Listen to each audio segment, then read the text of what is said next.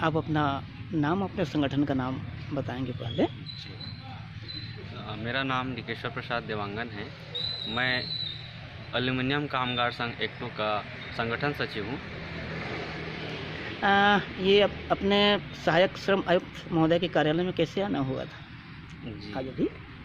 मैं आपको बताना चाहूँगा, विगत कुछ महीनों से भारत एल्युमिनियम कंपनी लिमिटेड में रेगुलर एम्प्लॉय को हटा के वहाँ पे ठेका श्रमिकों को नियोजित किया जा रहा है और उसके लिए एक लाइसेंस की ज़रूरत पड़ती है, जिसको हम फैक्ट्री लाइसेंस बोलते हैं।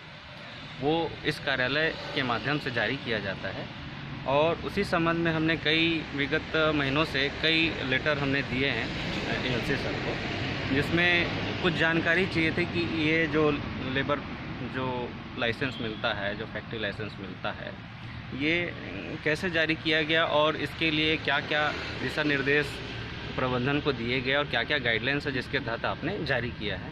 तो आज हमको लगभग 6 महीने के आसपास हो चुका है, इस बीच में कोरोना वगैरह काल भी चला, तो आज तक हमको उस संबंध में कोई जानकारी नहीं मिल पाई। इस जानकारी के संबंध में हम यहाँ पे हमारे संगठन के लोग उपस्थित हुए हैं। इस मैटर पे अगर और भी अगर डिले होता है तो संगठन का क्या रुख रहेगा इस मैटर पे?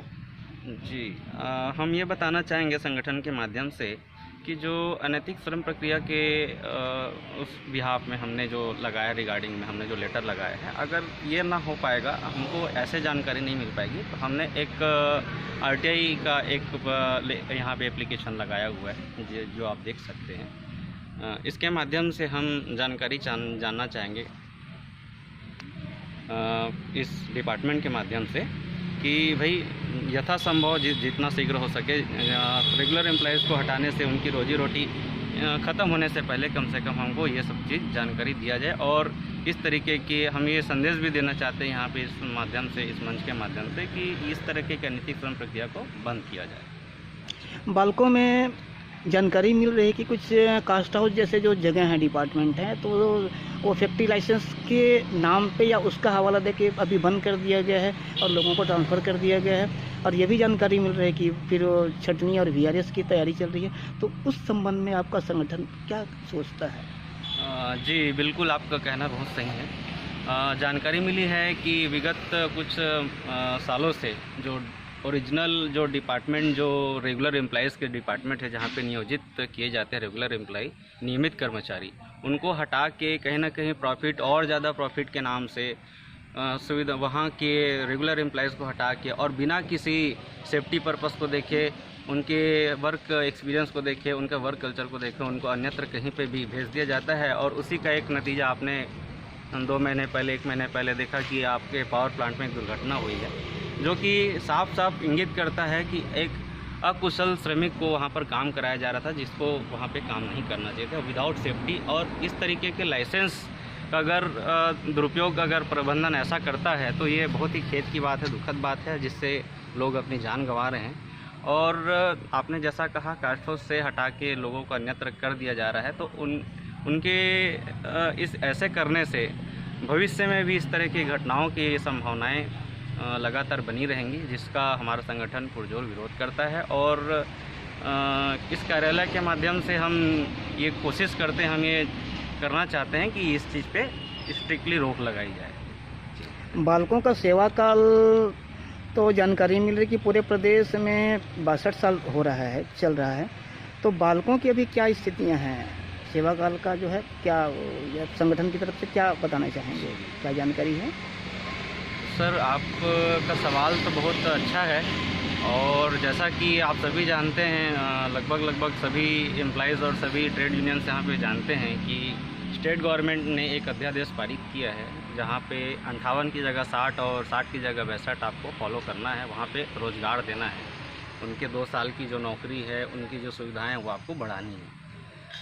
लेकिन बालकों के संदर्भ में हम कहना चाहेंगे कि सर, ये इस प्रकार की किसी भी चीज़ को नहीं मानते हैं, जिसके लिए आज बहुत सारे मंच पे लोग इकट्ठा होके ये सब चीज़ कर रहे हैं कि भाई आप शासन प्रशासन के जो गाइडलाइंस उसको फॉलो कीजिए। और ये इनकी हठधर्मिता है कि आज तक इन्होंने करीबन 250 से 300 एम्प्लॉइज़ को रेगुलर एम्प्लॉय ठेका श्रमिक मिला के इन्होंने उनको 2 साल पहले बिठा दिया। ना तो उनको आज तक की किसी प्रकार का मुआवजा मिला, उनका जो पीएफ वगैरह मिला, ना तो उनकी नौकरी सर्विस भी जो बढ़ाई गई। तो इसके लिए भी हमारा संगठन अभी तत्पर है और इसके लिए भी हम जागरूक हैं और उसके लिए हमारा आवेदन लगातार शासन प्रशासन को जा रहा है। इस कोरोना काल में वेदांता प्रबंधन का जिस प्रकार से घोषणाएं हो रही हैं, फिर बहुत सारी शिकायतें भी मिल रही कि कहीं पर ट्रीटमेंट नहीं हो रहा है, कहीं ना कहीं से हॉस्पिटल से श्रमिकों को यहाँ से वहाँ तक के ट्रीटमेंट के दौरान ही रातों रात भगा दिया जाता है। तो क्या परिस्थितियां हैं या आप संगठन की ओर से क्या कहना चाहेंगे? क्या इस स्थितियां हैं अभी बालकों की अभी? जी, आपके इसमें मैं एक और चीज़ जोड़ना चाहूँगी आपके सवाल पे कि जैसे आपने पूछा कि मेडिकल सुविधाओं का इसमें क्या चल रहा है बालको प्रबंधन में अभी और क्या क्या सुविधाएं हैं और कैसे वहाँ पे ट्रीटमेंट किया जाता है। तो एक चीज़ ये है सर कि हॉस्पिटल में एक्सपीरियंस जो डॉक्टर्स हैं उनकी बहुत कमी है और जो एक्सपीरियंस डॉक्टर हैं उनको कहीं ना कहीं से नज़रअंदाज करके यहाँ से निकाल दिया जाता है। उनका कोई वैल्यू नहीं है, तो डॉक्टर्स भी हतोत्साहित होकर अन्यत्र कहीं चले जाते हैं और एक्सपीरियंस डॉक्टर नहीं है।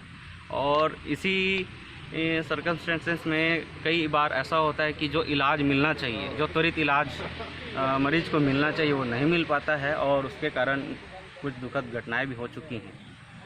और एक चीज़ मैं इसमें और जोड़ना चाहूँगा, जो हमारे रिटायर्ड कर्मचारी हैं जिन्होंने किसी कारणवश कोई जो क्वार्टर में रहते हैं या अन्यत्र कहीं अभी क्वार्टर ऑक्यूपाइड है उनका इन्होंने कोरोना काल में, इस महामारी के काल में इन्होंने मेडिकल सुविधा बंद कर दिया, जो कि बहुत निंदनीय है।